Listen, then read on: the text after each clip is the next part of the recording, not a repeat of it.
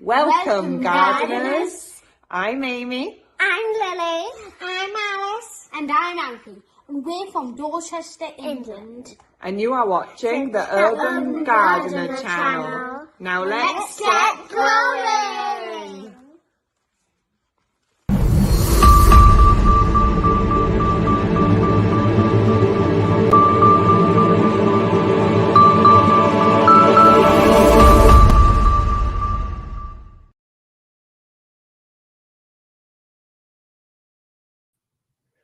All right, all of you wonderful gardeners out there, welcome to Let's Get Growing, your weekly gardening live cast here on the Urban Gardener channel.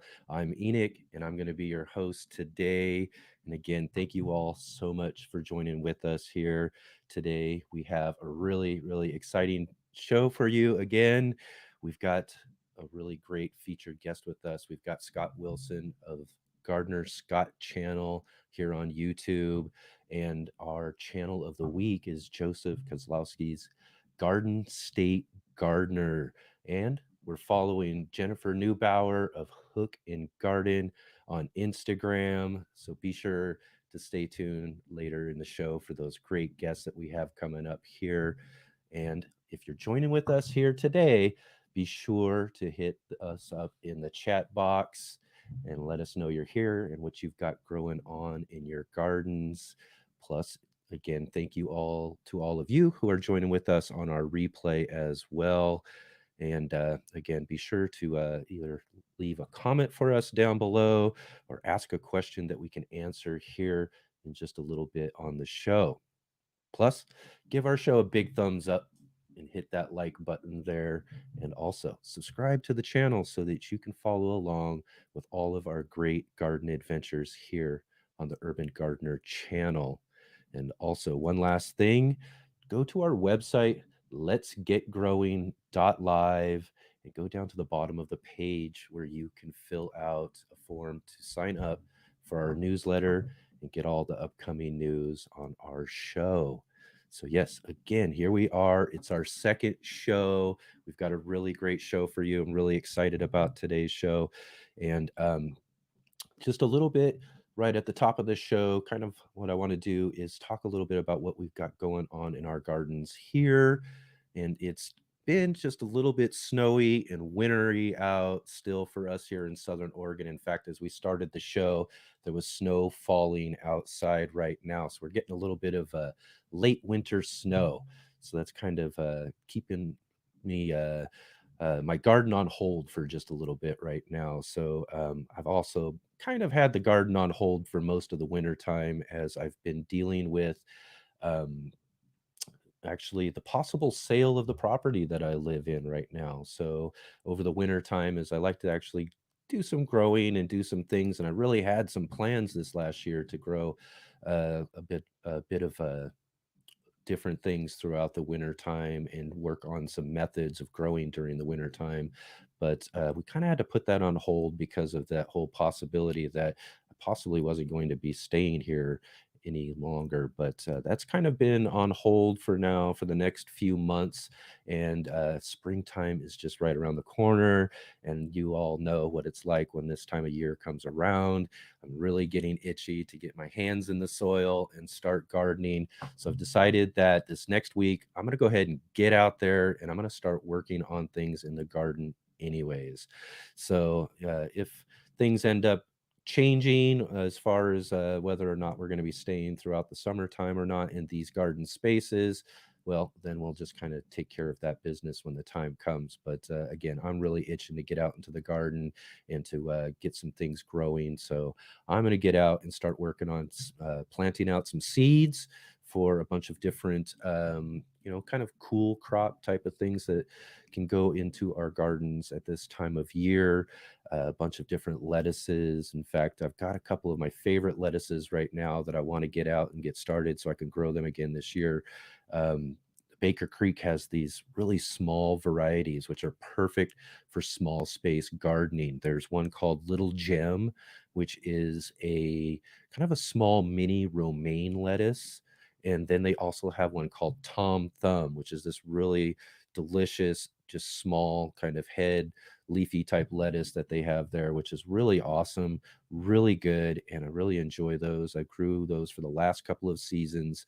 And so I'm really looking forward to be able to get those out there, as well as some spinach and all sorts of different types of greens and everything, because that's the time of year it is right now, is where we can enjoy bringing in some salads into our homes. So that's kind of what I've got growing on right now. There's still a bunch of work that needs to be done coming out of the winter time, getting beds prepped up, getting things either fixed or repaired over things that might have happened during the winter time. So I'm kind of working on all that sort of stuff. And also got a big mess left in the alleyway by one of my neighbors who took out one of the trees in his yard. So I've got to get that all fixed up and cleaned up so that we can be perfectly prepared for this upcoming growing season. So I'm really excited about getting out into the garden, as I know all of you are as well too. So again, be sure to get into the comment section there. Let us know what you've got growing on. Ask us some questions. Again, we've got some really great guests coming up here on the show, and be sure to ask some questions of our guests when they come on, and we'll try to get to those questions while we're talking with our guests. So for our first segment of the day, again, we're going to have our friend Mark Boucher-Gilbert, who is a garden educator up in Portland, Oregon, and does a bunch of different other garden projects. He's really knowledgeable about garden subjects, and we're going to have him each week in a segment we call In the Garden with MBC.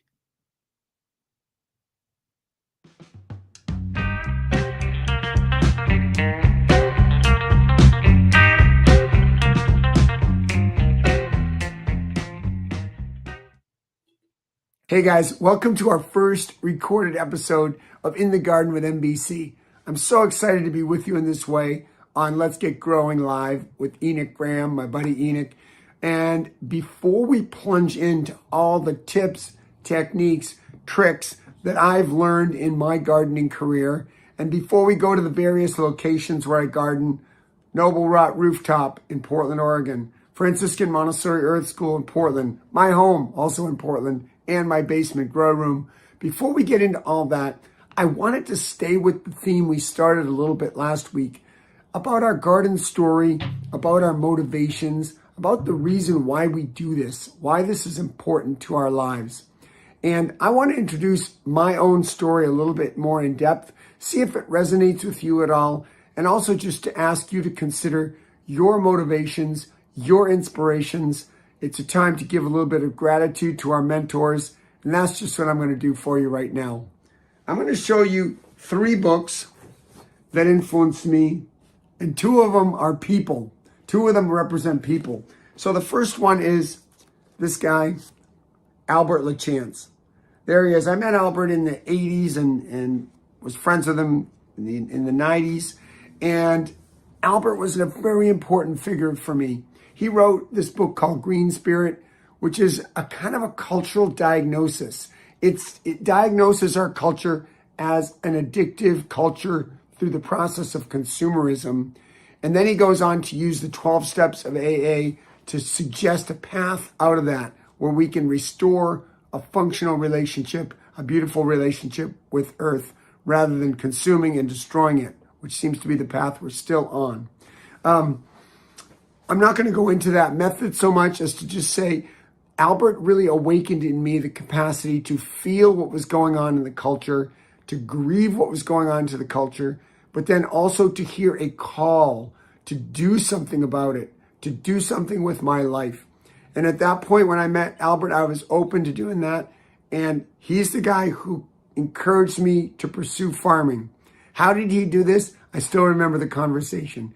One night in his gravelly voice, he was talking to me and he said, "You've got to look at yourself in the mirror. Everyone has to look at themselves in the mirror and say, I don't care if I just grow 1 geranium in a pot. I'm a farmer." That sentence, that phrase that Albert uttered really allowed me to start considering this, to start thinking about myself in this way. I had never done that. Prior to meeting Albert, through all my school years, through all my childhood growing up, I had never grown a single thing, never grown a garden. Well, I grew up one corn plant in kindergarten, okay? But other than that, nothing. So Albert awakened in me the possibility of becoming a farmer. Then the next thing he did was introduce me to composting. And I took the bait. I took it hook, line, and sinker. I went crazy for composting. I was snatching leaves from neighbors that they were putting out for the city to collect, making huge leaf compost piles in my backyard. Absolutely loving the process. It was working some spiritual work for me, awakening this contact with earth process and being a positive force in the whole thing. And out of that composting journey, I started to ask my questions like, what am I going to do with all this compost? And that led to gardening. The logical thing to do with compost is to garden or grow vegetables. And so that was motivating for me to grow my first garden. Around that time, I encountered this amazing book, which I considered a godsend, The Self-Sufficient Suburban Gardener by Jeff Ball, or just Self-Sufficient Suburban Garden. It's Rodale Press. It's probably out of print right now. I don't think the book is so important because there's some great books out there now as what it held. First of all, there was a kind of a vision given, literally in 2 pages. Here's a fellow looking out at just a bare lawn, a bare backyard. Potential, but not knowing what to do with it. And by the time this book takes you through its whole system, you've got the ultimate backyard food producing system. This book spoke to my imagination. It spoke to the part of me that loves systems, that loves seeing the intricate relationship between things. This book introduced me to all the important gardening concepts: permaculture, interplanting, rotation, succession planting, more about composting, the importance of organic gardening. It gave me facts and figures. It gave me tables to consult. Rodale is a really important resource in the history of organic gardening in the United States. So I lucked into this volume, and this started to help me build a knowledge base. Because for me in gardening, the intellectual part, the head, wants to be united with the heart and the hands. So I was enjoying this physical work, but I also didn't want to give up the thinking part of me. And this showed me that farming and gardening is really this amazing dance of so many different elements. And it really takes a deep understanding to get to the bottom of it. I mean, we really don't get to the bottom of it. That's the enticement. That's the excitement. But to try to understand soil, to try to understand microbes, to try to understand plants, the ecological interactions, the complexities, it's wonderful, delicious stuff. And so this book was feeding me on so many levels. It was coming at just the right time. I knew it was time to make a deeper plunge, and I found my next and perhaps most important mentor. This is a book written by Trauger Grow, The Farms of Tomorrow, and Stephen McFadden. Let me produce luckily I had saved, there's Trauger, and I'm in conversation with him. Trauger was a German farmer who immigrated to the United States. He brought with him community-supported farming to the United States. CSA farming, Trauger was one of the pioneers.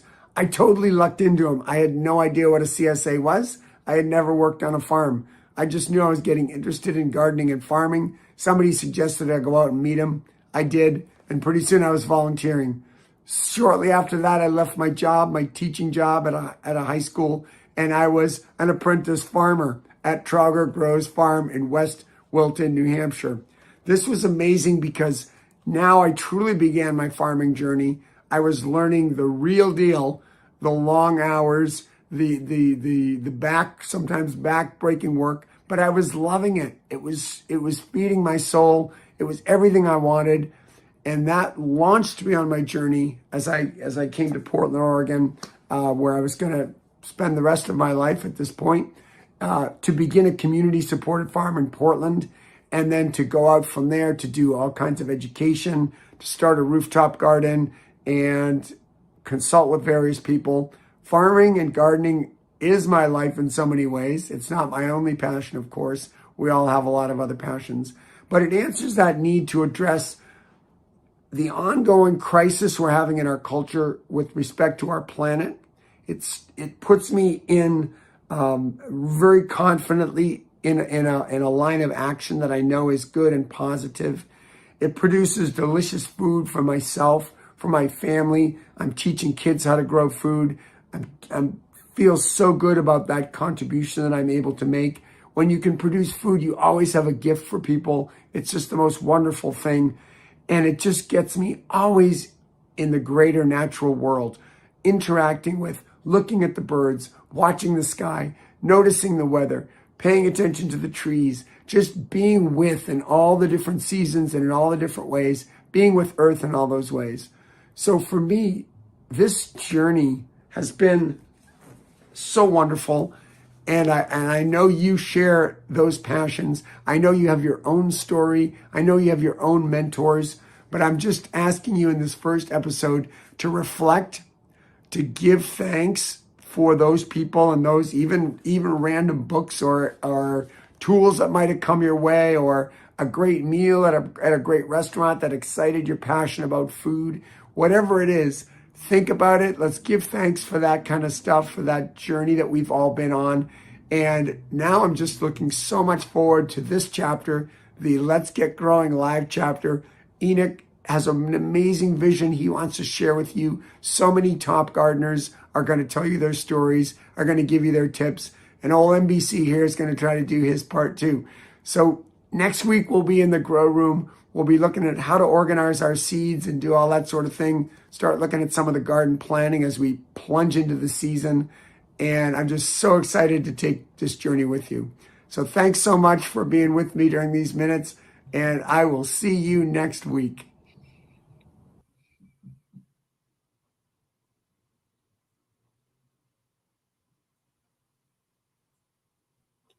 So, all right. Awesome. Awesome. Again, it's just really a pleasure to have our friend Mark join with us each week to share all of his garden insights and knowledge and all of that. We really, really look forward to what he brings to us in the coming weeks. So, now it's time again for probably one of my favorite segments of our show, Garden Stories.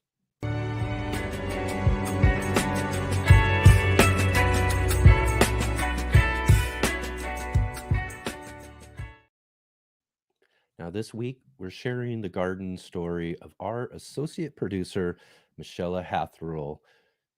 And Michelle had always wanted to be a gardener. Every spring, she would tell herself to grow something. She often tried to grow some herbs or a tomato on her balcony, but never did any research or paid attention to the seasons, so they always died. She says when her twins were two, they moved to a condo in Upland, California, with a 4 foot by 4 foot dirt growing space. Her daughter Ray needed to be engaged constantly, so she decided to teach her to garden. Ray loved gardening so much that she got us a plot in the community garden, and from then on, they were hooked. Ray and Michelle would spend hours every day in their garden, and they even taught a gardening class at the community garden for kids, and Ray did most of the teaching. Then over the past 6 years, she has dedicated a huge amount of her time to studying gardening through YouTube, podcasts, and gardening books. In 2021, they sold their small house in Southern California to buy a house on a 2.5 acre in Southern Oregon to grow a huge garden on. And so far, they have put in 8 fruit trees, 18 berry bushes, and have had 100 asparagus crowns coming up in the next month. So awesome, awesome, awesome to hear our associate producer Michelle's garden story here on Garden Stories. And we'd love to hear all of your garden stories as well, too. So again, check out our website at letsgetgrowing.live, where you can hit that Get Involved tab up at the top of the page and fill out a form so that you can submit your garden story to us here so we could share it on the air and share your garden story with all of our audience. Plus, another way to also join in and share your garden stories throughout the season is to join our Facebook group, the Let's Get Growing Gardening group. And there you can share all of your pictures and stories and different things going on. You could ask some questions or even answer some questions for other gardeners to help them along with their gardening experience as well too. So we really look forward to seeing you in our gardening community.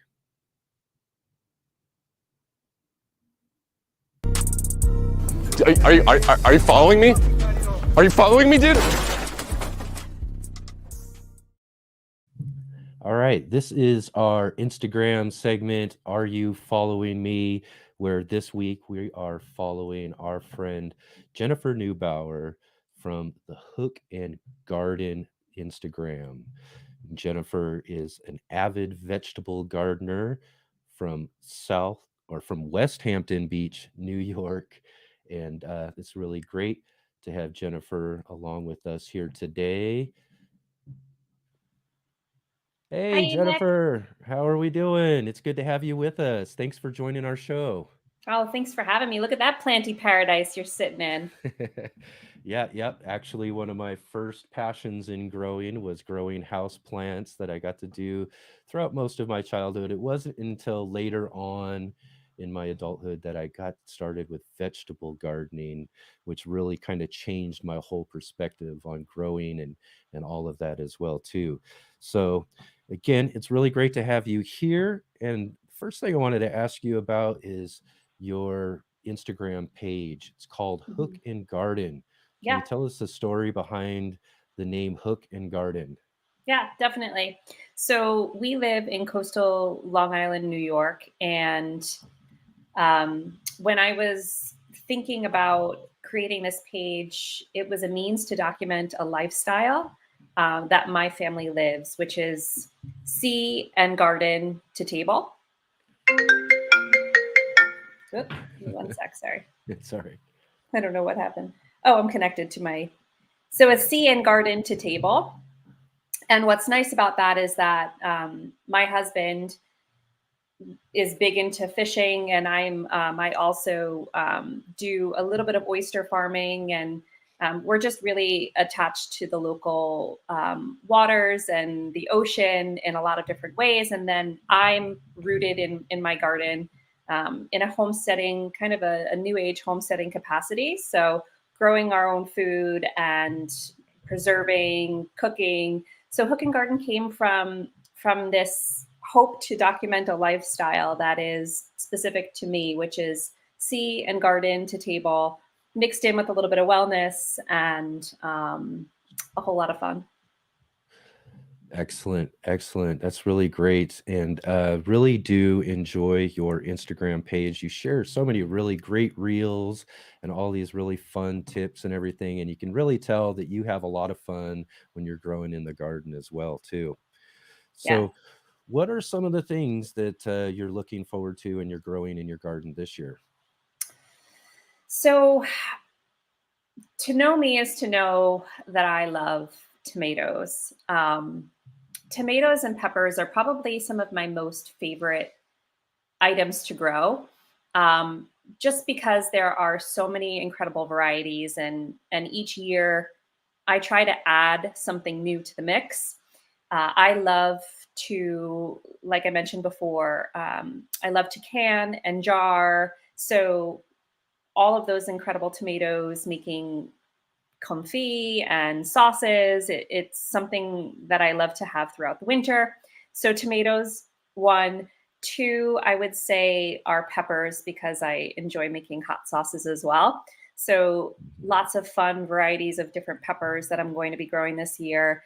And then something that's new that I'm growing that I'm a little bit excited about are fava beans. So that's something that I will be growing this season that I've not grown in my garden before. So adding something new to the mix and hoping for the best. Awesome. Do you have any favorite varieties of tomatoes that you like and peppers? Yeah. So for peppers, my favorite variety of a spicy pepper is a Scotch bonnet. I just love the fruity flavor that they have, and they pair well with inside of a hot sauce. They've got a good amount of kick to them, but they have also flavor, which for me Yeah. is the best of all worlds. I traveled to Barbados, and their signature hot sauce, which you will find at every restaurant, that the Scotch bonnet is the base of all of their hot sauces, and I fell in love with it. So I started growing it, and now it's the base of all my hot sauces as well. As far as tomatoes are concerned, there is a small truss cherry tomato that I grew last year that I trellised, and it was an incredibly fruitful variety of tomato. Another one that I am excited to grow is called. I'm gonna try to do some container tomatoes this year. So it's called the Mexican midget, I believe it is. So Okay. that's another one, and then there's also one that's a yellow oxheart, which is a big variety. It's a yellow beefsteak style tomato. So that's another one. There I could literally go on. I've planted over 30 varieties of tomatoes just yesterday. Just all right, excellent. So you already got a really good start on your tomato growing season this year. In Yeah. fact, I'm going to be getting mine started here in a couple of weeks. I'm already starting to plan out all of my peppers. One of Hmm. my favorite peppers when it comes to that level is Sugar Rush Peach. Yes. Now Good that's one. one that has some really good flavor to it as well. I Hmm. really like that. And again, too, I love growing tomatoes as much as any other gardener does. We Right. grow probably about a dozen different varieties Wow. each year here in our alleyway gardens that we have. And this year, as I mentioned last week too, we're really kind of focusing on heat tolerant tomatoes Hmm. because we are getting incredible amounts of heat here on the West Coast, and Oh, especially in wow. our Southern Oregon Valley. And last season, I wasn't getting very much production off of my tomato plants because of the extreme heat. So Mm. I did have a couple of varieties. I think I mentioned last week. Big Red Chief is one of the ones that just did extremely well for containers and for the heat. And Hmm. and we're going to be looking at some other varieties as well too coming up here. Now, when it comes to gardening, do you find or can you tell us about any of the sort of challenges you have in the garden or any sort of plants or varieties that kind of give you a little trouble? Definitely. I think that there's always challenges within the garden, right? Because you are dealing with something that's living. So there's only Yeah. so many controls that you can control. So there's always going to be elements that are out of your hands that you have no control over. So in that there's always a bit of mystery to the garden, right? Because when we look at what affects the garden, it's you know the temperature, like you were just mentioning. It's the weather that we end up getting. Is it a warmer summer? Is it a cooler summer? Um, is there a lot of rain? So there's only so many things that you can control within the garden. So I always find that it's really dependent upon how the season kind of pans out for a lot of different vegetables. So you're always in some state of gray zone with the garden that you have to be a little bit flexible and agile as far as your expectations are concerned. So there's that. There's always pest pressure, right? I'm an organic gardener, Yep. and there's always pest pressure. So just working with the pests, because they do actually belong there, and creating a garden in a sense of companion planting and making sure that I'm setting myself up for success in that regard. And yeah, I think it's something that you're, as long as you've been doing it, and I've been gardening for probably my entire life. There's always something that you're going to learn, right? It's never something that you know everything. And if you're just open to learning and you're open to maybe something not going the way that you expected it to, then it's fun. Yes, excellent. And I totally just along right along with most every other gardener out there feel you when it comes to pest pressure. It is Mhm. definitely the biggest challenge in almost any garden, but you're totally correct about the ideas that, most pests, are a part of the garden ecosystem. And if you're doing and working things just right, you can find a balance between what's happening and all of that. And one of my other Mhm. big advices too is just grow more of what you're trying to grow. That way, if something does kind of get taken, you'll always have plenty left over as well too. Um, 100%. yeah. And how about some future projects for your Instagram or things that you're looking to accomplish? So I am for my Instagram.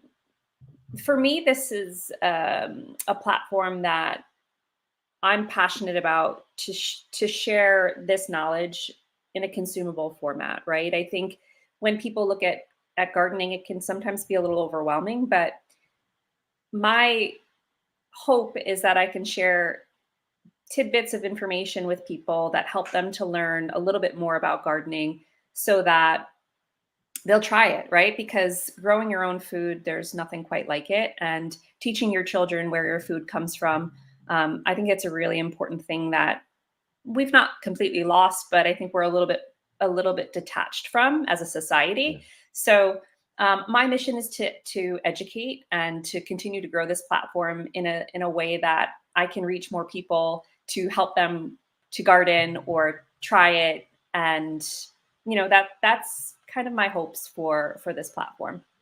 Excellent. That's a really good mission when it comes down Mhm. to it. Absolutely. And it also looks like we have a question or so from you from our audience right now. So Great. let's see. We've got Michelle asks, does Jen use fish as fertilizer? I do. So, being that I'm in coastal New York, like I had mentioned before, I do use a lot of fish fertilizer. I have a local company actually that creates their own fish fertilizer here on Long Island. And I also use different types of kelp to mulch my beds in the wintertime. So it's kind of a fun way to protect your soil through the elements of winter. And it also nourishes and feeds and breaks down within that soil so that it acts as almost like a natural compost. So yes. Awesome. And we also have Jay Dixon says, I noticed that your YouTube channel focuses on shorts. Any particular reason for that choice? So I just started to post content to my YouTube channel. So nothing particularly specific about choosing shorts. It was just the easiest thing I could start with. But my plan is, as now the garden season is ramping up, to post a lot more longer length videos, educational content over on YouTube. So my goal is to really boost up the other side of that, which is those longer, more full length content videos. Shorts are just easy because I can take what I'm producing on the other platforms. I'm on TikTok, I'm on Instagram, and I'm also on YouTube, and I can kind of mirror that across the board. So it makes it a little easier for me to just get content out there. Excellent. Yep. And all right. Well, that is awesome, and it's excellent to hear from you here this week. And I really had a pleasure talking with you. And thanks for sharing with us your different ventures on Instagram and all of that. And look forward to seeing all the different content that you put out there. Again, thank you so much for joining with us. Well, thank you so much for having me, and I just am so excited for the upcoming season. So happy gardening. Yes, excellent. Thank you. Let's Get Growing is sponsored by IV Organic. Ivy Organic all-purpose fertilizers offer your plants everything they need to have the most productive, fruitful, and longest-lasting lives. For all plants, including your fruit trees, vegetables, ornamentals, and roses and flowers, in-ground or potted plants, young and established, the 6 macronutrients that all plants need. Macronutrients are those elements that plants need in abundance and include nitrogen, phosphorus, potassium, magnesium, sulfur, and calcium. Nitrogen helps with the greening of the plants and the growth. Phosphorus for abundance of flowers and fruits, plus drought tolerance. Potassium is for disease resistance, root development, and strength. Magnesium is the heart of the chlorophyll molecule, which is responsible for photosynthesis, converting waters and carbon dioxide with light energy into sugar molecules. Sulfur helps green pale plants turn dark green and necessary for optimal plant metabolic processes. And calcium, the building block of all plant cell walls. Ivory Organic all-purpose fertilizers have it all in both the super and premium blend products. The super blend simply has a higher percentage of the macronutrients plus azomite, which is derived from volcanic ash deposits, to offer your plants many of the micronutrients too. The product can be applied to the soil or as a foliar feed and even as a supplement to your compost tea. Ivory Organic all-purpose fertilizers are organic, effective, USA-made products to maximize the productivity, health, and life of all plants and trees. Keep growing with Ivory Organics, and wishing you all happy gardening.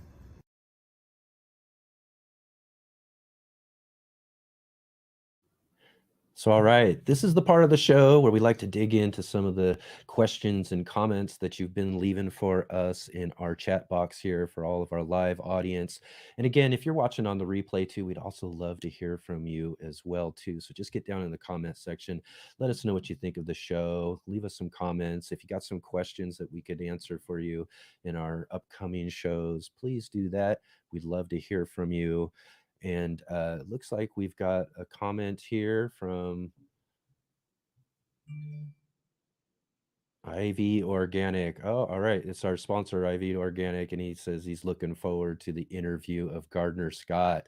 Awesome. Yes, Charles, I'm looking forward to that conversation as well too.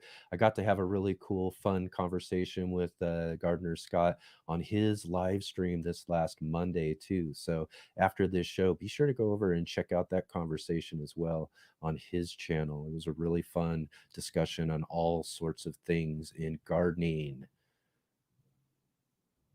And again, we got Michelle asking, can't wait to see what Garden State Gardener is all about. All right. Yes. Excellent. Again, we've got that channel of the week segment coming up here in just a little bit on the show. And so again, too, also, please go ahead and just leave questions too, like we did there with our last segment for our guests coming up, and we will try to answer some of those questions as we get into those interviews.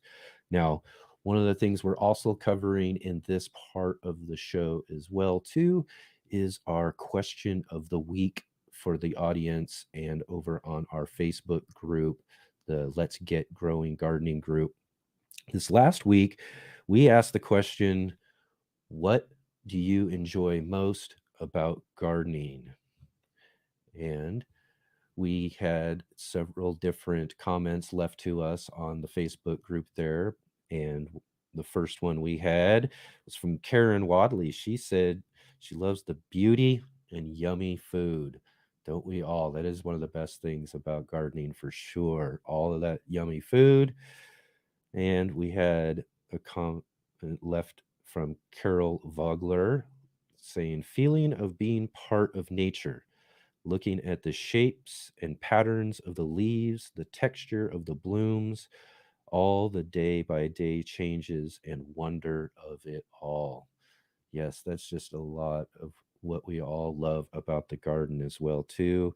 We had a comment from Nathan as well, said the anticipation of the final gift that you receive, life.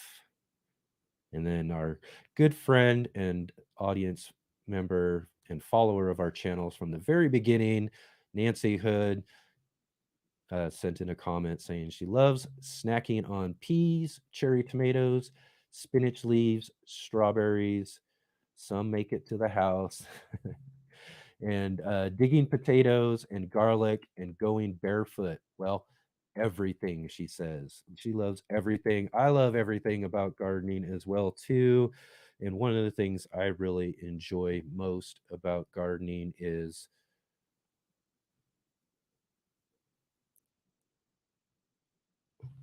what I enjoy most about is the escape and deeper connection to life that I get from growing things, being able to raise a plant from seed to harvest, and most of all, the benefits I get from working in the soil, getting my hands dirty, life can be really rough sometimes, and being in the garden allows me to process those difficulties and re-energize so that I can go back out into the big bad world for some more. As I say or read somewhere once, soil is the medium of life. It's where it all begins and where it all ends.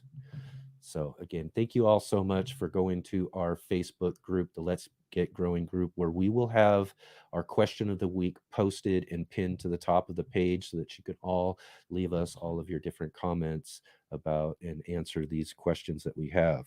So this week's question of the week is, what are you most looking forward to this season in your garden?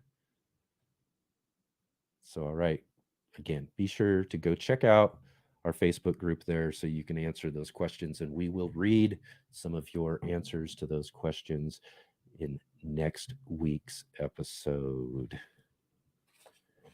Hi, Ultimate Gardeners. Hi, my name is Nathan. Hey guys, what's up? I'm Rachel. So, all right, now it's time for our Channel of the Week segment. And this week we are joined by Joseph Kozlowski of Garden State Gardener. Hey, hi, Joseph. everyone. How are you doing? It's really awesome to have you here on our show with us this week. Thanks for jumping in and filling in too. Well, I was expecting to come in 3 weeks, and all of a sudden you need some help. I'm like, sure, I could do it. But I Uber on it part-time. And last night, so I start my day off. I do medical billing as my other job. And I work 7:30 to 5 o'clock. And then I Ubered all the way till 3:30. And then I had a ride to the airport at 5. And so then I went to bed at 7. And I'm like, let's go. We're going to get growing today. I can't wait for the show. That is so awesome. Again, really glad that you were able to fit us into all of that busy life that you have there. But we all got to do what we need to do, right? That's right. That's and thank you for everybody coming. That's I see a lot of people like Arsenic Element, Brampton Gardener, a lot of people that go on my show on Sunday, Ben Genetics, Idaho Garden Girl, Wicked Awesome Gardening. Thank you guys for coming on. I appreciate it. Awesome. Yes, it's awesome to see all of them in our comment section here. And hopefully everybody will jump in and ask some questions that we can also ask of you here during this interview. But first thing I want to dig into, Joe, is just a little bit about your garden story. What got you into gardening and putting your garden on YouTube? Okay, well, I started gardening when I was 5 years old. And I remember my mom would have a big garden. I grew up next to a farm too. And so my mom, I remember getting yelled at for the first time when I was 5 years old, holding a sprayer, pouring full jet stream at the vegetables. And it was like, my mom, stop, you can't do that. And it's funny because when I started my son off, he did the same exact thing. I'm like, stop. And so when I really got into gardening, it was probably around 8 years old. And my neighbor would come on over and talk to me about gardening. And my father always gave me a great piece of advice. He goes, if somebody talks to you, make sure you look them in the eye and pay attention to everything they say, because they're important to you. You should be important to them. So make sure you listen. They don't have to talk to you. And so my neighbor was in his 70s at the time. He was a little Polish accent. And I would listen to everything he says. And he always talked to me about gardening. And I always listen. And then they made this greatest iced tea. I have no idea. It had straw in it and a whole bunch of other stuff. Maybe a little liquor. I have no idea. But I was a little kid and we just drank water. And I'm like, you grew up as a kid. You were outside the whole time, you know? And so you're like, oh, what do I want to drink? So I went for the iced tea. I went up the hill and I'm like, oh man, I hope they have iced tea. And it was, and I would go up there to talk to me about gardening. And I just kept on learning and then putting stuff into, like I always say, you put something in your pocket, right? You learn something, put it in your pocket. And if you like it, you like it. You don't, you know, you always learn. Just like in sports, you learn. It doesn't matter. Farmers, you always learn. Doesn't matter what age you are. That's right. That's right. Well, that's awesome that you got to get into gardening from such a young age. That's something I kind of wish that I had had when I was growing up, especially after, I got older and started learning more about gardening and growing food for myself and all of that was, man, I really wish I would have gotten into this just a little bit younger. But, it's awesome to hear about how that was for you too. So, tell us a little bit about some of the things that you really enjoy growing in your garden each year. Tomatoes and peppers is my favorite. Just like most of us, tomatoes and peppers, you can't wait to get into. Last year, I tore my Achilles tendon right when I was ready to bring everything out. So I was going to grow 300 varieties of tomatoes. And I'm like, had everything started, had everything outside. And then I tore my Achilles tendon and I haven't made it outside since. Oh, my. So my whole last year was a disaster. The year before, my son came down with cancer. Oh, and really? So here I had everything growing, and it was, I had a great season going. Everything was growing great. And then he was in the hospital for 44 days. He had surgery, and it was, it's been a journey with him. But my son's okay. But growing organic is very important. So that's what I try to concentrate on. Yeah.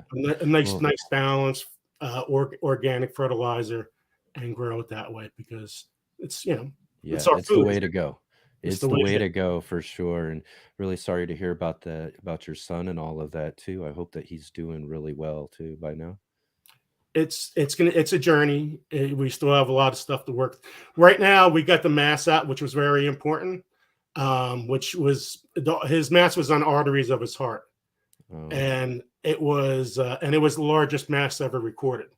So it's very similar. It's called Castleman disease. It's very similar to Hodgkin's disease, and and there's different variations of it, and it's been hard. But right now, he has his diaphragm is paralyzed because they hit the phaneric. I always mess that term up. Nerve, and so that paralyzes diaphragm, and so we're dealing with that now. So it's one thing, it's another. But I got a good boy. He's very special. He's a great boy. Excellent. Yeah. Well, from all of us here at Let's Get Growing, we really wish you all the best there too when it comes down to that. Bless all of your hearts and hope the best when it comes to that situation. Now, how about some of your plans? Because you were telling me you've got some plans for this year's garden and what you've got growing on in your garden this year. Yeah, let me show you two things I do. When I start my seeds, right? Yeah. A couple slides. I never seen people do this. I start them off in a jiffy green set. Okay. Something very simple. Then I put them in the solo cup. But what I do is I use these labels. So I'll go like 1 of 3 and I diagram it and then I put it right here on a corner. And so it'll go down this whole side. And then I use this tape to make sure it doesn't get wet, because if it gets wet, it smears. If you put the tape over it, it doesn't smear. And so then I take a book log and then I'll put everything in a book. So I'm starting seeds tonight. So I can't wait to start seeds. And so that's very, very important. And then, when you're growing so many, especially peppers, I've been collecting these. I go to the dollar store and I get something like this. And I put them next to the plant and I label it.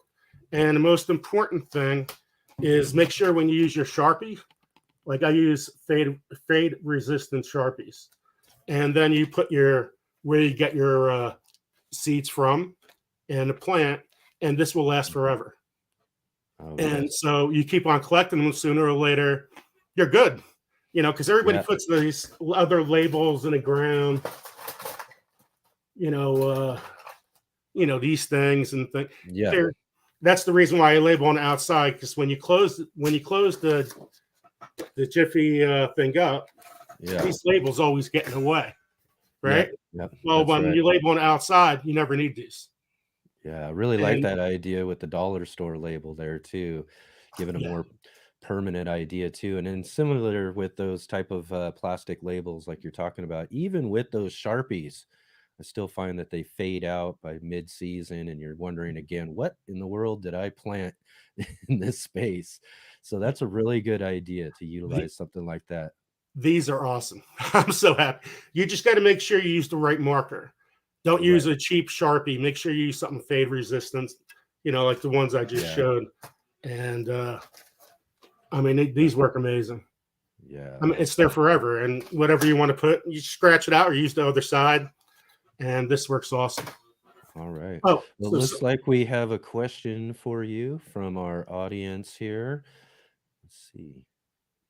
Oh, we got a question in from Michelle. Do you have anything growing right now, or do you have to wait for warmer weather? My main thing right now is cleaning up my garden because all the mess last year. So I'm just more or less getting ready for seed starting right now. My peppers, tomatoes, cucumbers, zucchini. That's what I'm going to be starting soon. Of course, you start your hot peppers first.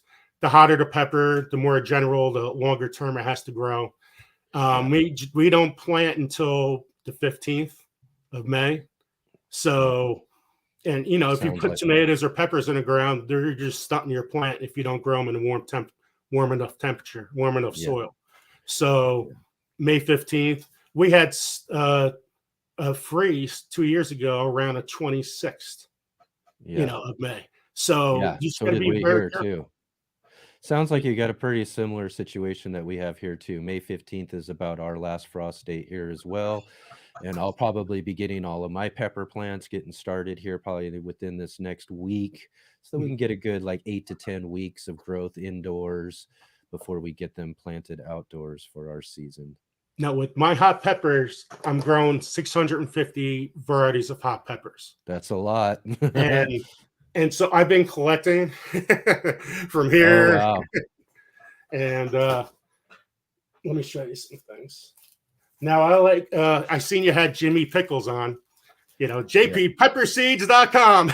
Yeah, he's a great. good guy. And I pretty much have every single pepper he has. Oh, nice. And he's got quite a collection too. And I'm so excited. I mean, I can't wait to grow these because they're all isolated. So you're getting the right seed, right? A lot of other companies, they don't have that. Yeah, there's nothing worse than getting a pepper seed and you want to really grow this pod and you get to the point where they're starting to produce them and you find out that they don't produce the pods you were looking for. There's nothing more disappointing than getting the wrong type of seed than what you were looking forward to. And that's one of the things that's really great about Jimmy's pepper shop is that he isolates all of his seeds. And this last year, we grew out his Primatali peppers that he had to grow out the hottest pepper for a contest that I was in. So it was really good to get seeds from him as well, too. Yeah, and I tell you what, the seeds germinate great. I never had a problem germinating his seeds. Yeah, sounds like lots of rice. Any of those out of those are really some of your favorite peppers? What's funny is I had diverticulitis, so I got to be careful when I have peppers right out of the garden. So I got to make sure I either chop them up. I love jalapenos. I love all orange spice. The ones from Baker's Creek, the orange spice, pumpkin spice, all those jalapenos. Oh, they make a great salsa. You kind of combine those all together. It's amazing. What a color when you have all those jalapenos, and they're all different heavy levels of heat too. So it's like you taste this. Oh, that's not bad. Also, next one. Whoa, a little hot. I love it. And the Primatali, I seen the Primatali video of your friend trying the Primatali. That's hot. That's in the top 3. That's in the top 3. I couldn't believe that he volunteered to do that. And I'll tell you what, I'm not the type to go and be eating those level of heat when it comes to peppers. It was awesome to have him on our live stream to try those out, but I've never in my life seen tears shoot out of somebody's face before like that. I'm telling you, it is something to check out. You have to go back onto my for anybody watching who wants to see that, go back onto my YouTube channel page, my video page, or the live page for that live stream and check that out.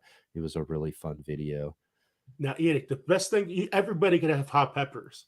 And the best Yeah. way to do it is you dehydrate them. So, Yeah. and then I put them in salt shakers. Okay. And like this is Brazilian starfish red. So I use Jimmy's labels. I just take them off, put them on a salt shaker.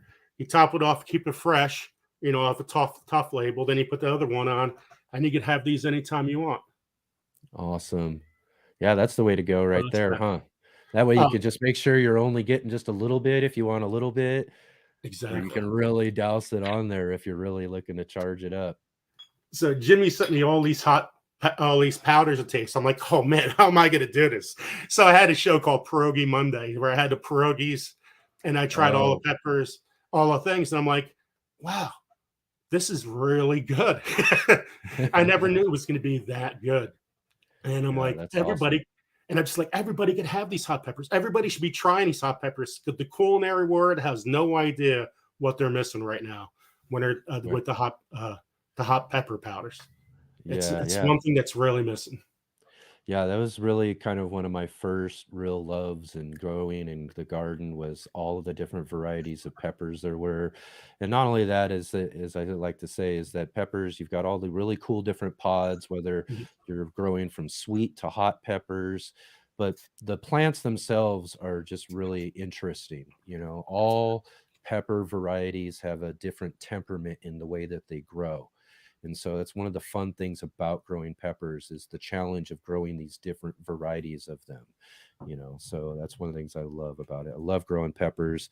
Really exciting to see how you've got plans to get into your garden and grow 650 varieties. That's going to be it takes quite a bit of space, huh? So yeah, it's not easy, that's for sure. And I'm also growing the sweet peppers too. So out of the hot peppers, I'll grow like 3 plants each. So, or somewhere as close to 2,000 hot pepper plants. And then from sweet peppers, because I heard you talk about the couple peppers that you liked. Yeah. Like the Lesia pepper. Lesia is delicious. I love this pepper. And I think this pepper's spectacular pods, just spectacular pods. Those things are just beautiful. That deep red, dark color. It's awesome. I'm also trying to orange Lesia too.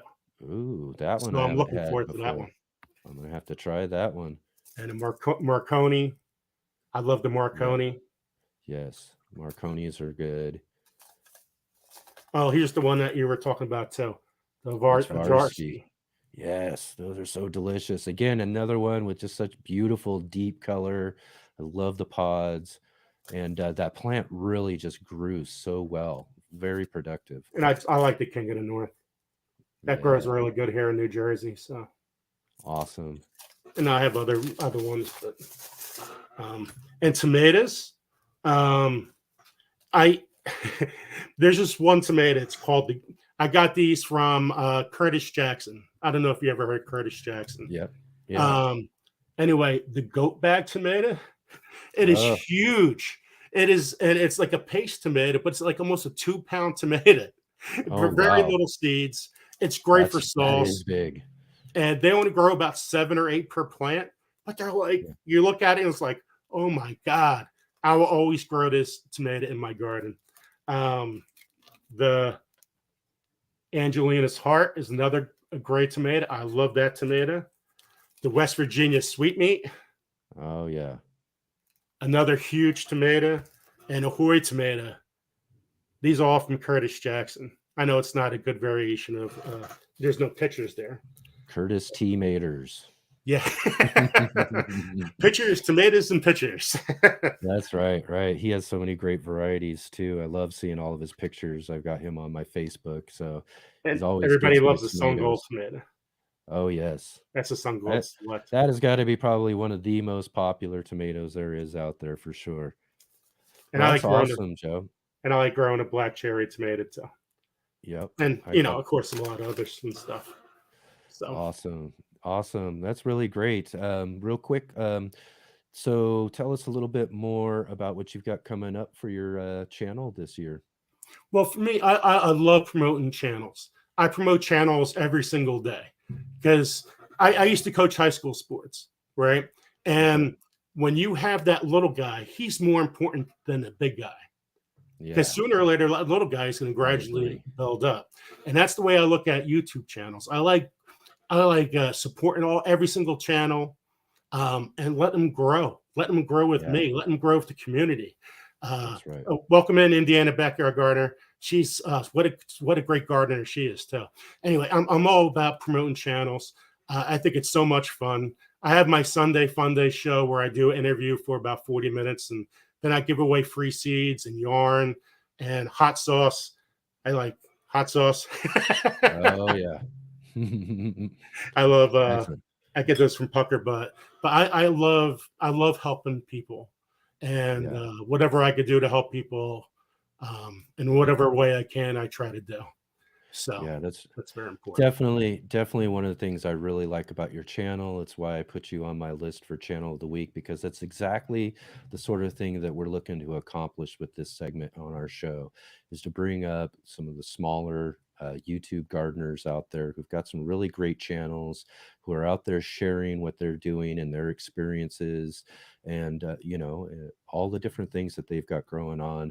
And it's just one of the things I love the most about the gardening community, is our ability to connect with each other. And again, that's exactly what we're looking to do here. And again, it's been a real pleasure to have you here with us on our second channel of the week for our show here. And again, thank you again too for jumping in and getting in here last minute and being our channel of the week this week. Well, thank you. Thank you for having me. And thank you everybody in the chat for coming and supporting me. I really appreciate that.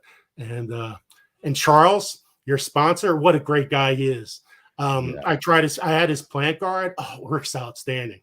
So check out Charles. He's going to be at IV Organics. He's a great sponsor of Let's Get Grown. He is the sponsor of Let's Get Grown, right? That's right. He is. And check Charles out. He's a great guy.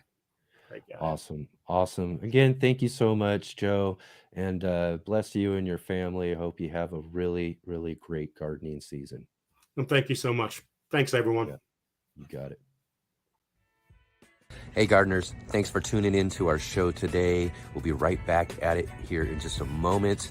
I just wanted to take a second here to highlight our regular videos and features here on the Urban Gardener channel.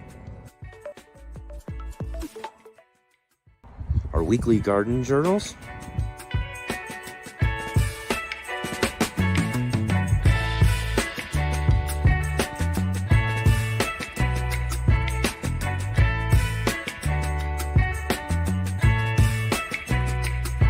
and our incredible featured visits.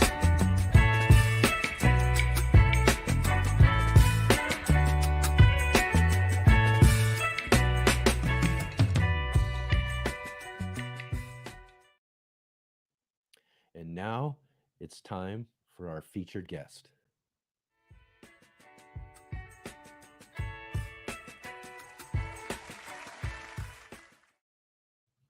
This week's featured guest is one of my favorite gardeners on YouTube, Scott Wilson of the Gardener Scott channel. Now, Scott is an avid garden educator. He is a Colorado master gardener and has taught 1,000 students each year as the managing master gardener for the Galileo Garden Project. Scott has appeared on podcasts in the US and UK and collaborates with gardeners and garden projects in many countries. His Gardener Scott YouTube channel has hundreds of gardening videos with more than 29 million views and more than 335,000 subscribers from all around the world. Scott is also a retired U.S. Air Force command pilot. He has 2 children and 5 grandchildren. He enjoys traveling, good food, and new experiences. All right, so let's welcome Scott, Gardener Scott, to our Let's Get Growing LiveCast. Hey, Scott, it's good to see you again. Good to see you. I like that little bit of applause when you showed that introduction. That was a nice addition. Excellent. Yes, awesome. Again, thank you for being with us here for our second show. Again, our first shows here we have are just really people that I really enjoy watching and viewing myself. And as I like to tell people when it comes to gardening, Gardener Scott is the quintessential gardener of YouTube. I appreciate that. I saw that in one of your posts, and I was amazed by that. I think of myself as just a regular gardener who happens to have a YouTube channel. So I appreciate it when other YouTubers are saying nice things like that. Yeah, absolutely. Well deserved, Scott. You have, again, as we mentioned in your bio there, um, lots of views on lots of different videos when it comes to all manner of gardening, all subjects. You cover so many different things and with such great detail. I mean, just the information you give just truly shows that you are a master gardener. Oh, thanks. Excellent, excellent. So first thing I want to dig into is basically your garden story. You know, it's one of the things that we like to talk about here on our show, is about what is our garden experiences and how did you get started when it comes to gardening? Well, I was a bit of a late bloomer, to use a gardening term. My parents never gardened. I had very few gardeners in my family. My aunt was really the only gardener I knew growing up. And when I was probably about 11 years old, I was visiting my aunt who lived in California. And it was time for dinner, time to put the salad together. She asked for my help. I went out to the garden to pick tomatoes with her, and she was teaching me how to do that because no one else had ever shown me anything about gardening. And she handed me one of those tomatoes from that hot California sun and told me to eat it there in the garden, which was totally foreign to me as a city kid. And it blew up in my mouth, literally, just that juice exploding from the tomato, and then it blew my mind. It's one of those life events that you just can't forget. And went home. Again, nobody in my life gardened, but almost 20 years later, when I owned my first house in Montana and I had young kids of my own, I thought I would start a garden to try to recreate that moment. And while I've had many wonderful gardening moments in my life, I don't know that I've ever really recreated that moment because it was just so memorable. And so that was about 30 years ago that I started a backyard garden of my own, and it's just been steady progression since then, getting more and more experience on my journey. Yeah, that's similar to my story as well. Is, you know, I again too, as you can see in the background, I had house plants all throughout growing up. My mother was an avid houseplant grower, and I found a fascination with that. But it took until I was, just about 12 years ago, in fact, when I first got to grow my first vegetable plant or fruiting plant, and it was cucumbers. And again, when we got to eat those, similar like you're talking about with the tomato, it was just, like I said, a light bulb just clicked up above, and just from there, my passion for gardening just there you go. ignited. It just ignited, and I mean, I exploded onto the food growing scene when it came down to it, because I was out trying to utilize whatever little space I could find in order to grow whatever I could, because I just wanted to try to grow anything and everything there was to grow. And I still Absolutely. got a ton of things on my list when it comes down to it. So again, real quick, so when was it when you first got your first garden growing? So that was about 35 years ago now in Montana. Yeah. And at the time, I knew nothing about hardiness zones or soil or anything. I didn't know that I lived in a zone 4A and that my season was only about 2.5 months long. And so that first garden wasn't very successful, but my kids, my son in particular, still remembers being a kid and walking through the garden and picking the few things that did survive. And it's been that long ago. Wow. Yeah. What a great experience for your kids, though, too. That's awesome. Yeah. So what are some of your favorite plants to grow when it comes to the garden? Well, so I'm not sure if it's in an effort to recreate that moment with my aunt, but I thoroughly enjoy being in the garden and eating the harvest from the garden. So my favorite plants to grow are the raspberries and the strawberries and the cherry tomatoes and the peas and the beans, all those things that you can pick and eat directly in the garden. And I'm doing that now with my granddaughters in particular. I'm always growing something that when they come to visit the garden, they can recognize a plant and pluck off that sweet pea pod or pull the strawberry and eat it. Because I just think that experience is just incredible. So those are my favorite plants, a number of plants, but anything that I can eat right outside and enjoy it, those are my favorites. Yeah, again, nothing like being able to harvest right out of the garden. And there's just some things that I think, as we had a comment earlier, some things just don't make it into the house. Exactly. Yeah. Because they're just too good right out of the garden, like you That's said, right. right out of the warm sun. That's really awesome. Now, are there any plants that you, I mean, don't like to grow or have a challenge with when it comes down to it? So in my Colorado garden, most plants are a challenge. And that's actually one of the things I like best about gardening is being confronted by that challenge and then overcoming the obstacles and the adversity and having success. And so even when a plant doesn't work out, I don't necessarily think of it as a bad plant or one that I don't like growing, because I usually try it again and again. But there are some, when you have a very short season, that just don't do well. And so this year, there are some like melons, for instance. I've been trying to grow a good melon for a number of years. And it's not that I don't like growing melons. It's just that they don't do well in my region. And so it takes up too much space and too much time. And I'm starting to cut back on those type of plants so that I can open up space for the ones that do better and that I do enjoy more. And so it's that trade-off between growing something that you really enjoy or growing something that's a challenge and you enjoy the success from that challenge. And as of right now, I like the idea of being able to eat those sweet cherry tomatoes in the garden and all those other things rather than struggling with plants that don't want to give me what I'm hoping for. Yeah, I totally feel you when it comes to melons, because that's probably one of the situations I've had over the last few seasons. But I get to the point where I'm just determined. I've got to get this figured out. And my very first watermelon I grew, my first watermelon plant did great.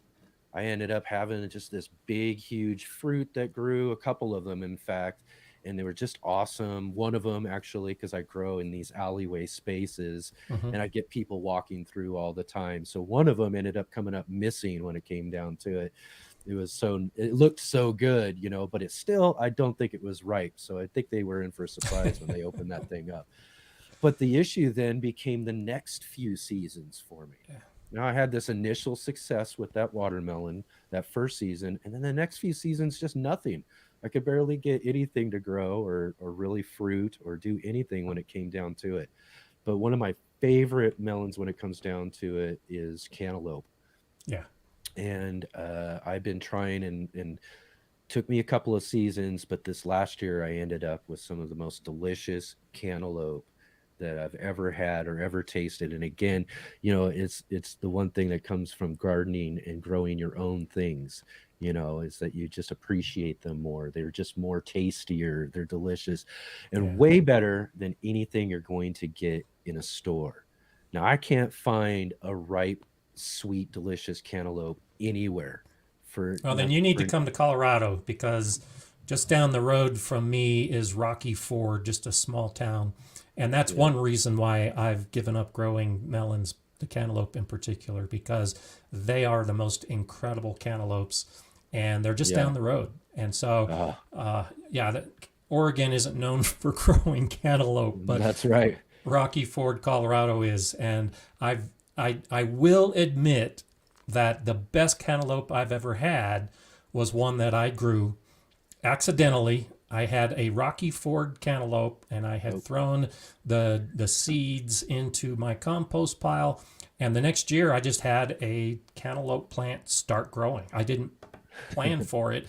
It just started growing, and I had one cantaloupe on that plant, and I harvested it, and it was incredible. But like you were saying, I tried for years after that and was never able to recreate that delicious harvest. Yeah. Yeah. Like I said, it just seems that, because I like them so much, I keep trying and and again, it's probably because most of the time you just really need them for the season that they're in. And, yeah. And again, too, there ain't nothing like having a volunteer. Volunteers are the miracles of the garden. And That's right. when you can actually get them to grow out and you have some success with them, it's really great. But again, really love the cantaloupe and was just really amazed that I was able to finally get that challenge figured out in my garden. Now, whether or not that actually, lasts into future gardens, we'll see.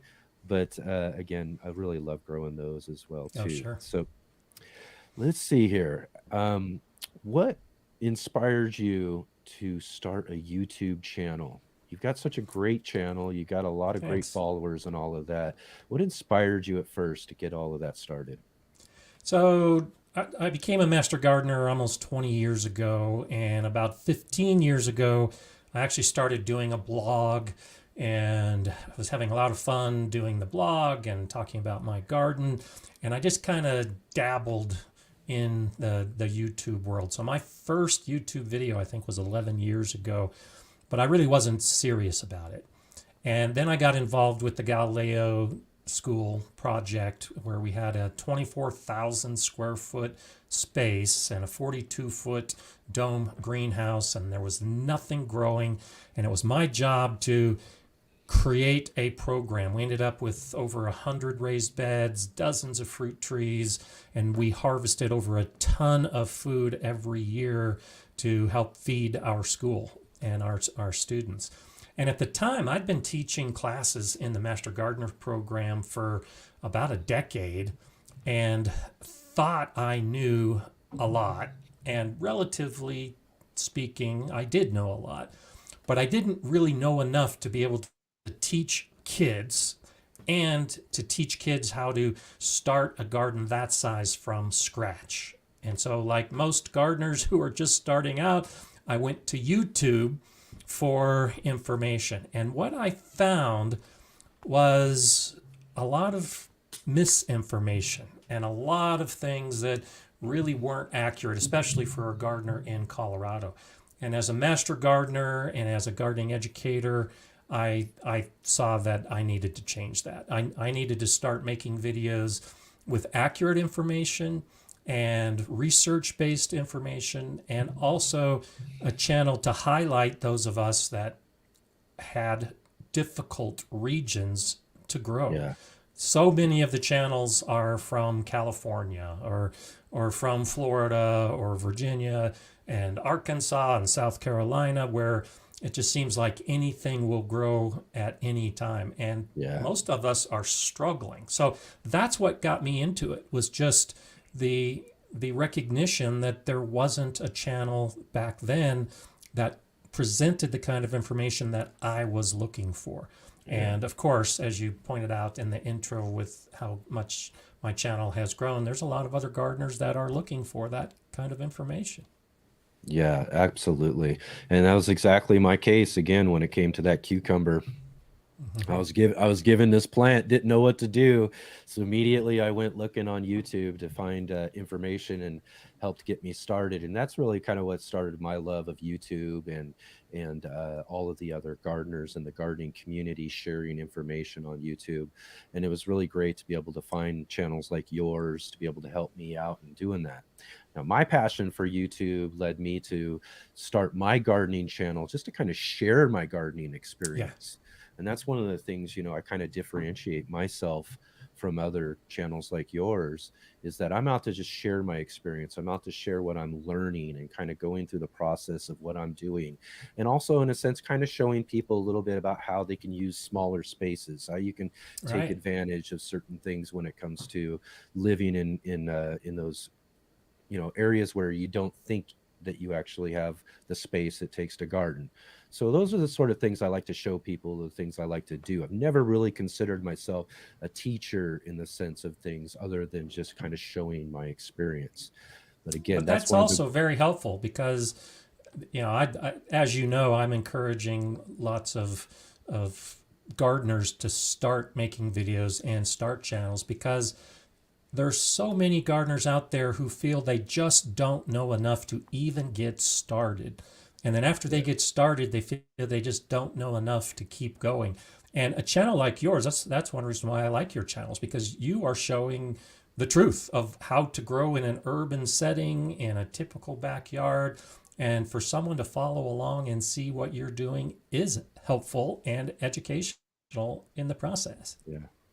Yes, excellent. Thank you. I appreciate that compliment too. Yeah, that's again the thing we strive for is to also encourage people to get out there and grow things, kind of as Mark was talking about in his segment earlier through an influence of his. Yeah.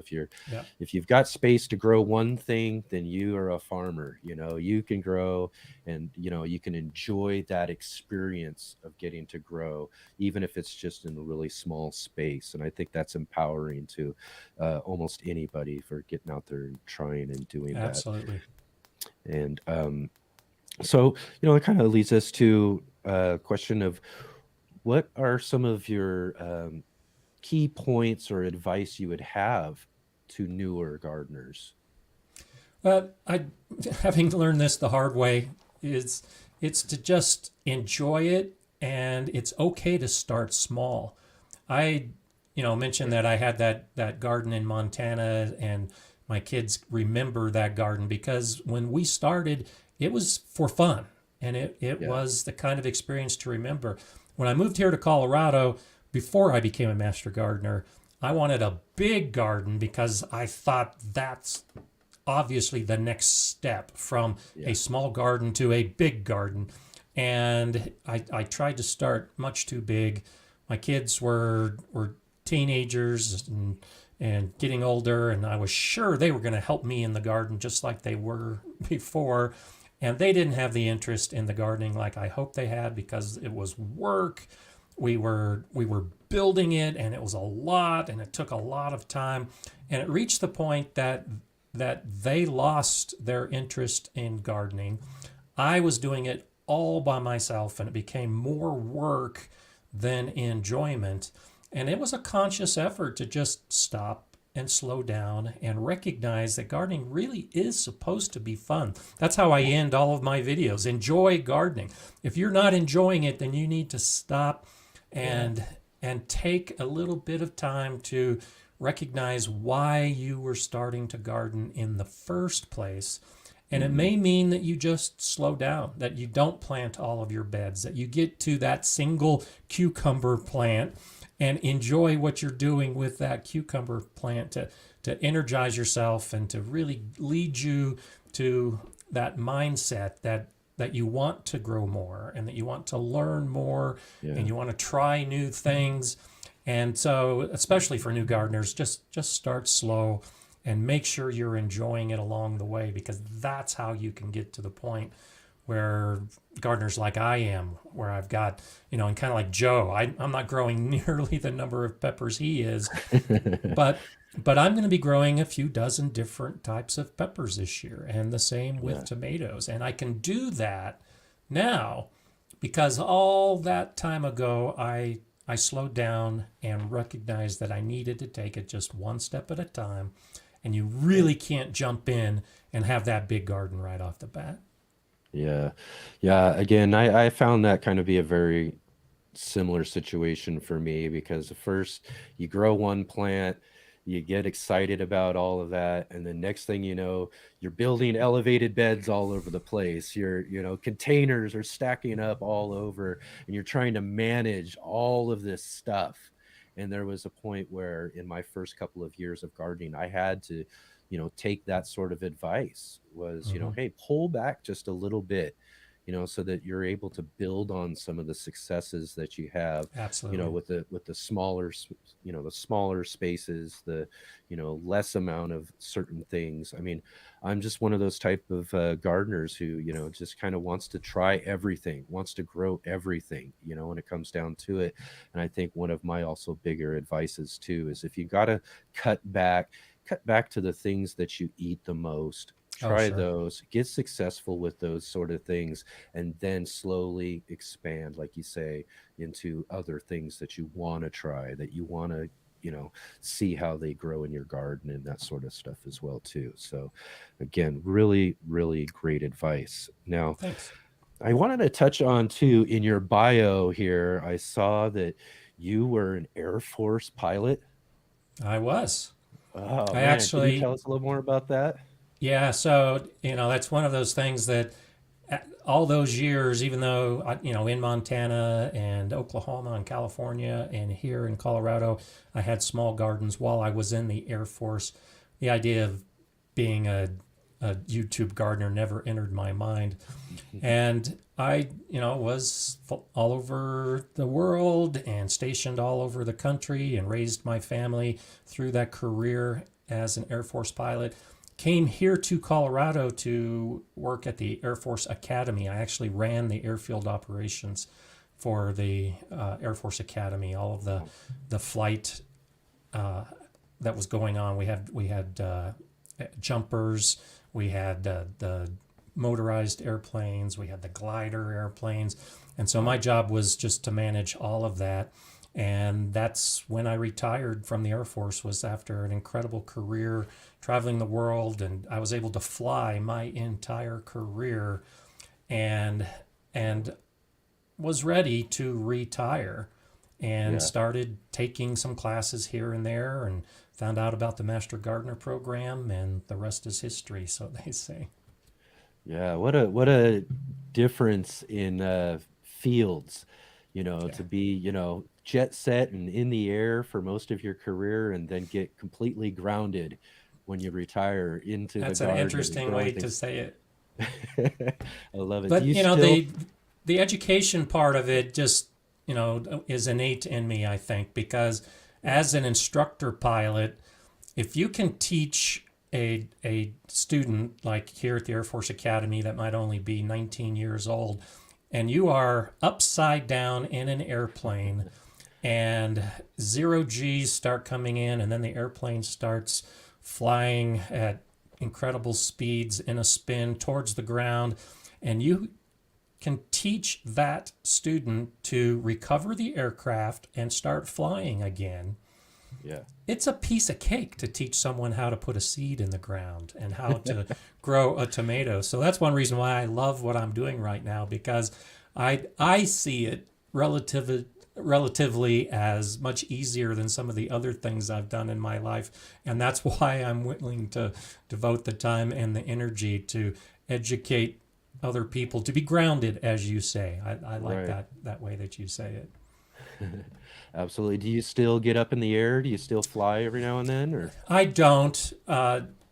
Being an instructor pilot, I recognized that it is one of those things that you have to keep doing. You just it's not like riding a bike. You can't just Right. go out after 6 months of not flying and expect that everything's going to go well. You have to Right. keep doing it. And so I wasn't able, or I chose not to do that. And by not doing that, I essentially closed the book on that part of my life. Well, it's an exceptional stories that you get to tell about all of those experiences anyways. Yeah, they were fun. So it looks like we have a couple of questions for you from the audience here. Let's dig into some of those here.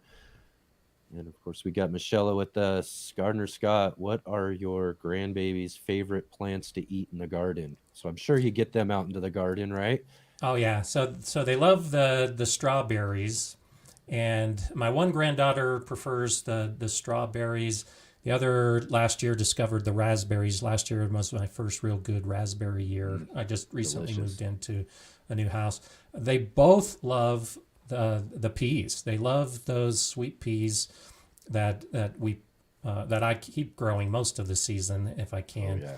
And the lettuces, my one granddaughter really likes the sweet lettuce that is plucked from the ground. So those are the big ones in particular.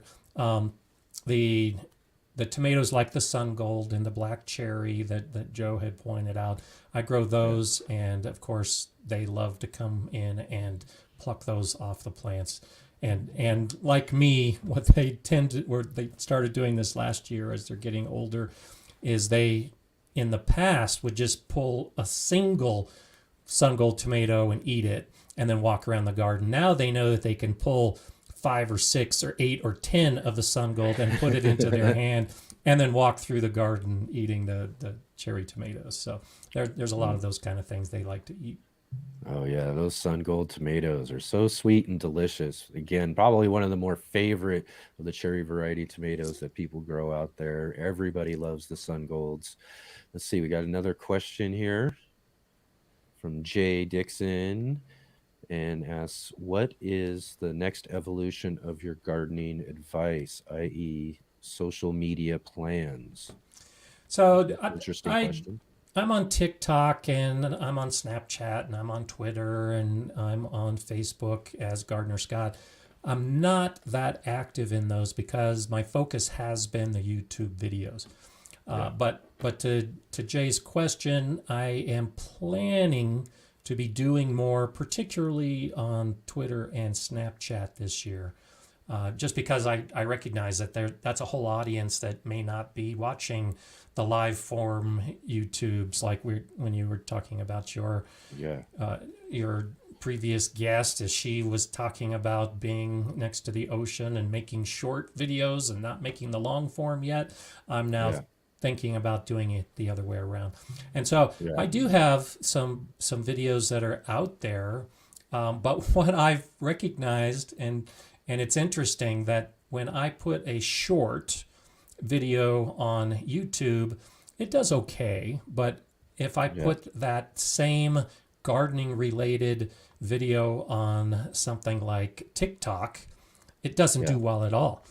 But if I do a video about my garden dog Mala and put it on YouTube, nobody watches it. But if I do the same short of Mala in the garden on TikTok, then I get thousands of views. So I'm actually evolving to do more of those kind of videos, at least like on TikTok, where Mala, my garden dog, is a big part of the short, and I'll be adding more humorous kind of things in the garden when it comes to that kind of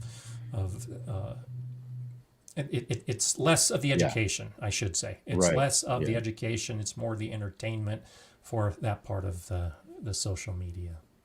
Yeah, I find the same thing as well for myself too. I get in and I start shooting and filming for all of my videos, and I want to kind of get them as concise as possible, but I get all this stuff and I end up with these really good longer form videos, and I really got to kind of figure out how to kind of cut that down a little bit and kind of fit into those, reels and those sort of things when it comes to it, especially now that YouTube has actually changed to supporting more of those type of short form videos as well on the reels and stuff. So I want to kind of work on that as well as I evolve my gardening channel as well too. That's right. So that's a great question, Jay. So we got another question here. Indiana Backyard Gardener asks, what are you doing differently this year versus previous years? So I'm always trying new things. So right off the bat, what I'm doing completely differently is doing some hydroponics and some grow tent growing in the house. And I've never done that before. And so that's totally different. I'm not a big houseplant grower, and I haven't really done much indoor growing in the past. And so it's new and it's different for me. And I'm still learning. It's incredibly difficult for some of us to have a background like you do with all those houseplants.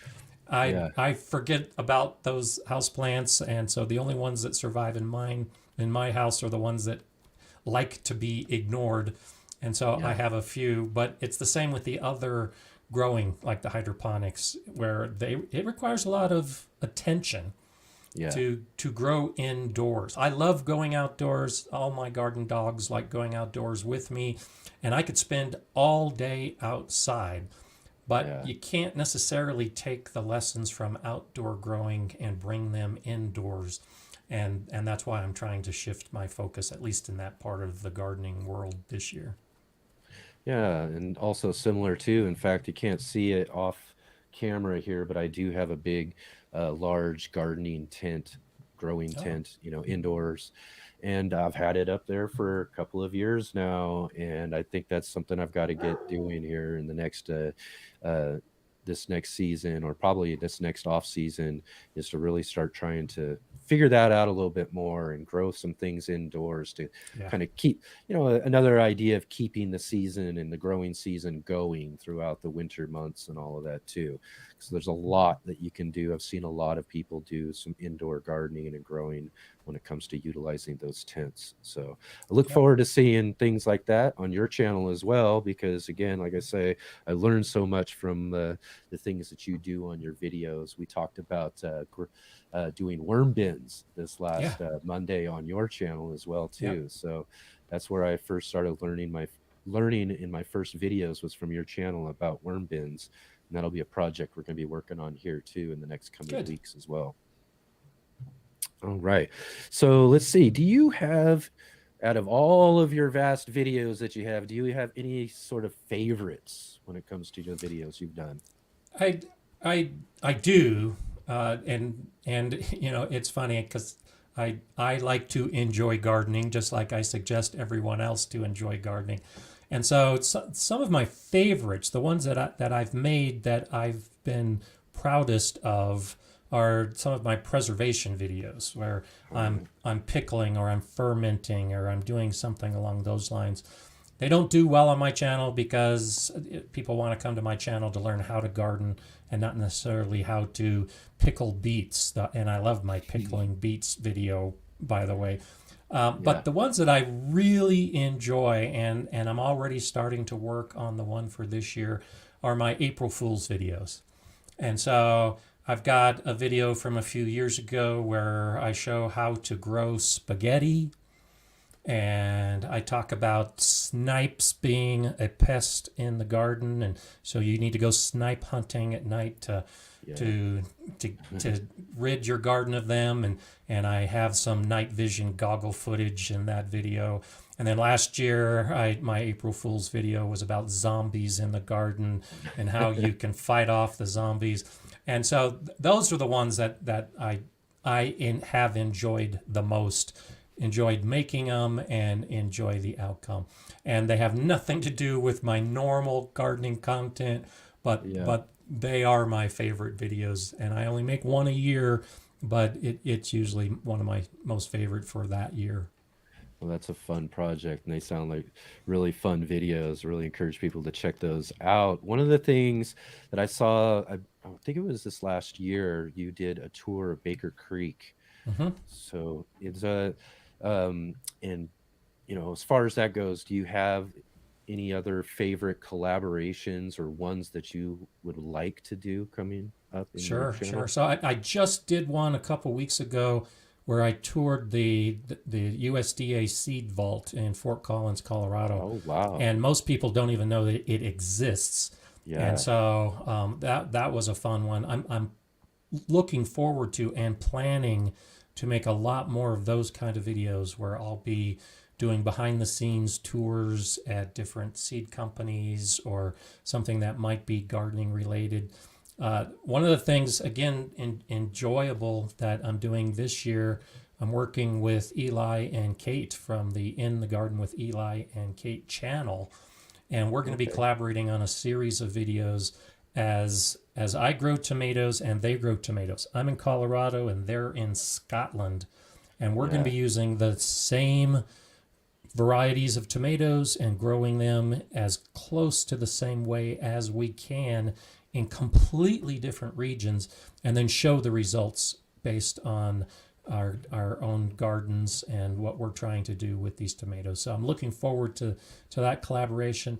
And then there's a few others that I'm working on that can't necessarily discuss right now, but I am Yeah. looking to do more of those kind of videos as I move forward.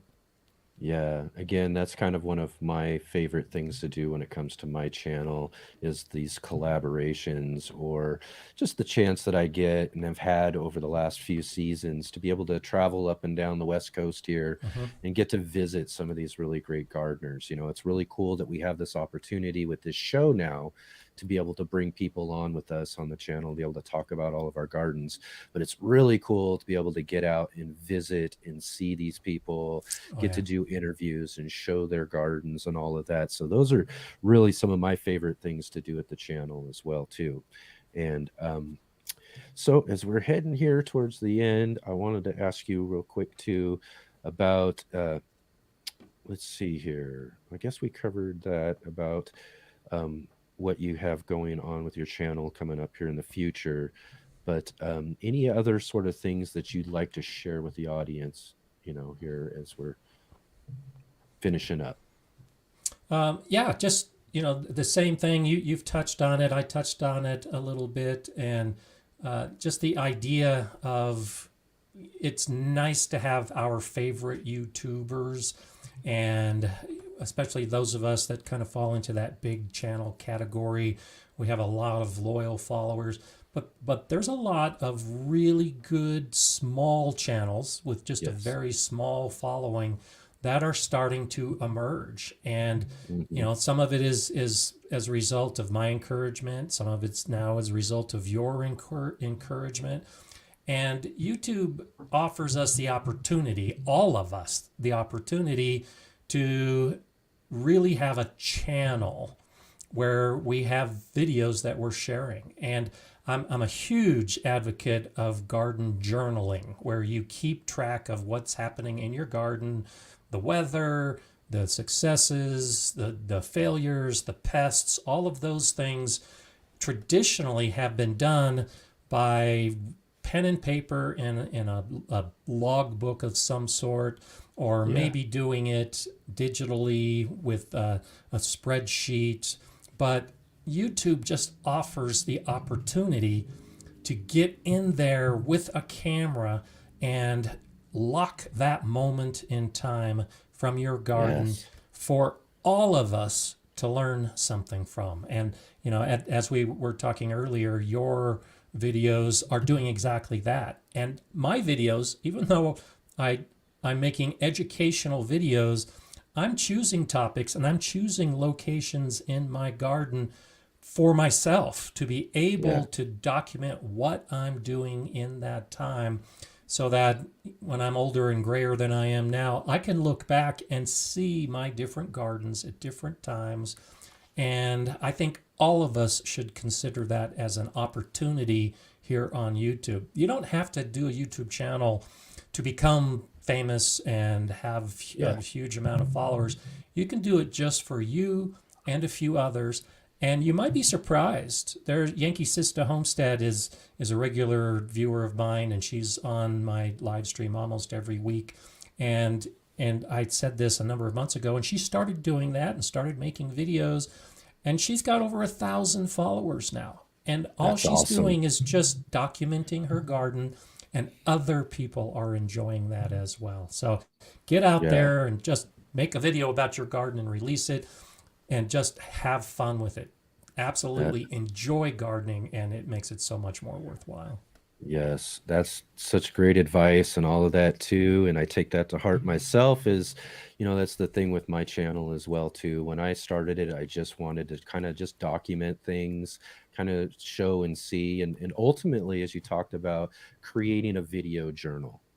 So that, you know, I can look back at some of those early gardens, you know, later on and be able to see some of the things that I was doing, and you know, kind of look back on some of the changes I've made in the garden too. And the best thing of that is that people start connecting with that sort of thing. Absolutely. And next thing you know, like you said about that other channel, is that you've got 1,000 subscribers. I mean, when I hit 300, I just couldn't believe it. I was over the moon over that. I was like, I cannot believe 300 people are really liking this. And now we've got a channel that's approaching 13,000, and I just can't believe that either. And, you know, and I'm perfectly happy if that's just all it stays at too, because I really just enjoy the whole process. Good. I enjoy the gardening. I enjoy making the videos and sharing them with everybody out there. And then ultimately now I get to enjoy this whole Let's Get Growing live cast and being able to talk with people like yourself and all these other great people who have been joining with us over the last couple of weeks. So again, Gardner Scott, it is so awesome again to have you here joining with us again. Really appreciate it. Thank you so much. Oh, it's my pleasure. I'm glad you had me on as one of your inaugural guests, and I wish you the best and look forward to seeing more of these live casts as you move forward. Thanks, Enoch. Awesome. Again, thank you. All right. So there we go. That's a great interview with one of my favorite gardeners. Again, the quintessential gardener of YouTube, Gardner Scott. Just a really awesome gardener and just really knowledgeable. And if there's anything that you need to know about the garden, I'll guarantee you he's got a video on his channel showing you just what you need to be doing when it comes to those subjects. And again, I want to thank Jen Neubauer of Hook and Garden joining us for our You Following Me segment here on Instagram. And of course, Joe Kozlowski of Garden State Gardener, on our Channel of the Week segment. Just really great interviews with them. I encourage you all to get down into the description below so that you can check out all the links to all of their channels and go over there, subscribe to them, check out what they've got growing on, follow along, because again, these are some really great gardeners and they have some really great gardening content for you to enjoy. So again, I hope that you have all enjoyed this show this week. And again, I hope that you all go out and support our sponsor, because that's a great way to support our show here. Our sponsor is Ivy Organics. And go to ivyorganic.com and use our promo code GROW10 in their shop there too, to save 10% on everything that they have. So again, that's just a really great way to support our shows, to go over there and shop with them. They got some great fertilizers. They've got the 3-in-1 plant guard and all of that too as well too, that you can check out there. And so I guess we'll see you all this next week, where we'll have with us, I believe we've got our friend Greg Peterson of the Urban Farm Podcast. So we're really looking forward to seeing him, as well as our other guests that we have this week. And again, be sure to give our show today a big thumbs up. Hit that like button and hit the subscribe button as well, so that you can follow along with all of our great garden adventures here on the Urban Gardener channel. And I want to also, again, give a big, huge shout out to our producer, Asia Darlene, back there, handling and taking care of everything today. She's doing such a great job. And our associate producer, Michelle Hathrill, for joining with us and moderating all of our comments today. So it's really great to have all of you along with us. And so from all of us here at Let's Get Growing, have a great week, and we'll see you next Saturday.